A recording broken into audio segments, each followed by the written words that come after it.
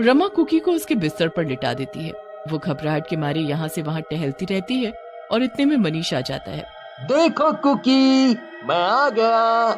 अब वो कुकी अभी सोई है। मनीष अगले दिन उठते ही कुकी को उठाने जाता है, पर कुकी तो हिलती भी नहीं। काफी देर बाद मनीष को समझ आता है कि कुकी मर चुकी है। उसकी सांसें नहीं चल रही। वो बुरी तरह चिल्लाने और रोने लगता है। ये कैसे हो गया? मेरी बेटी को क्या हो गया? मनीष को इस बात का बहुत सदमा लगता है। कुछ दिन ऐसे ही बीत जाते हैं। मनीष और रमा अपने घर भी वापस आ चुके होते हैं। फिर एक रात जब मनीष सो रहा होता है तो रमा को एक ठंडी हवा का झोंका आता है। अरे, इस गर्मी में ये ठंडी बर्फ जैसी हवा कैसे? रमा उठकर देखती है तो नीचे फर्श पर बर्फ ही बर्फ पड़ी होती है। रमा अपने कमरे में बर्फ देखकर हैरान रह जाती है। इतनी गर्मी में ये बर्फ कहाँ से आई? रमा उस बर्फ को देख ही रही होती है कि तभी उस बर्फ से एक चुड़ैल बच्ची निकलकर उसके सामने खड़ी हो जाती है। रमा उसे देख जोर से चिल्लाती है, चुड़ैल, जल्दी उठो मनीष। नहीं छोड़ूंगी तुझे, अब तू नहीं बचेगी मुझसे। रमा की चीख सुनकर मनीष जल्दी से उठ जाता है और रमा को पसीने में तर देखकर उससे पूछता है तो रमा डरते हुए सामने की तरफ हाथ करती है। वो चुड़ैल। कहाँ है चुड़ैल? क्या तुम भी बच्चों की तरह सपना देखकर डर जाती हो? नहीं मनीष, सच में वहाँ चुड़ैल थी और पूरे कमरे में बर्फ ही बर्फ।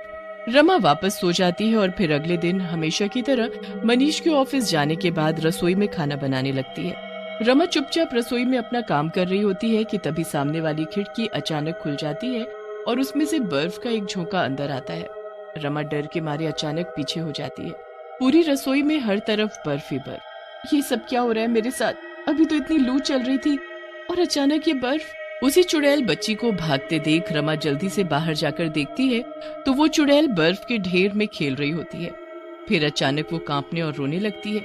बहुत ठंड है, मैं ठंड से मर जाऊंगी। ऐसे ही मरेगी तू, ऐसे ही ठंड से तड़प तड़प कर। कौन हो तुम? मुझे क्यों परेशान कर रही हो? मैंने आखिर किया क्या है? तूने मेरी जान ली है। मैं कोई और नहीं बल्कि तुम्हारी बेटी कुकी हूँ। चुड़ैल नहीं, तुम्हारी बेटी हूँ जिसे तुमने मार डाला। अब मैं अपनी मौत का बदला लेने आई हूँ और अपना बदला लिए बिना मेरी आत्मा को शांति नहीं मिलेगी। नहीं नहीं, ऐसा नहीं हो सकता। तुम कुकी नहीं हो सकती।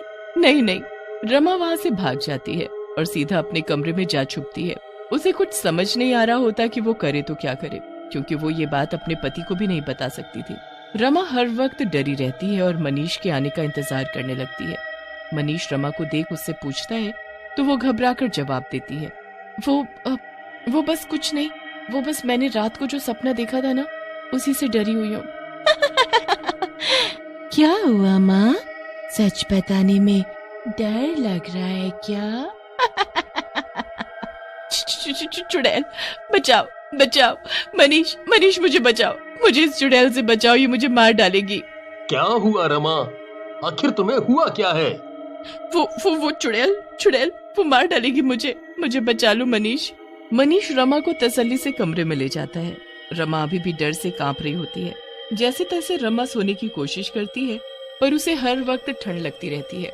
इतने कंबल उड़ाने के बाद भी रमा का शरीर ठंड से जम रहा होता है और धीरे धीरे उसके शरीर पर बर्फ जमने लगती है। मनीष उसकी ये हालत देखकर बड़ा ही परेशान हो जाता है। कुछ तो गड़बड़ है रमा। इतनी गर्मी में तुम्हारे शरीर पर बर्फ जमने लगी है।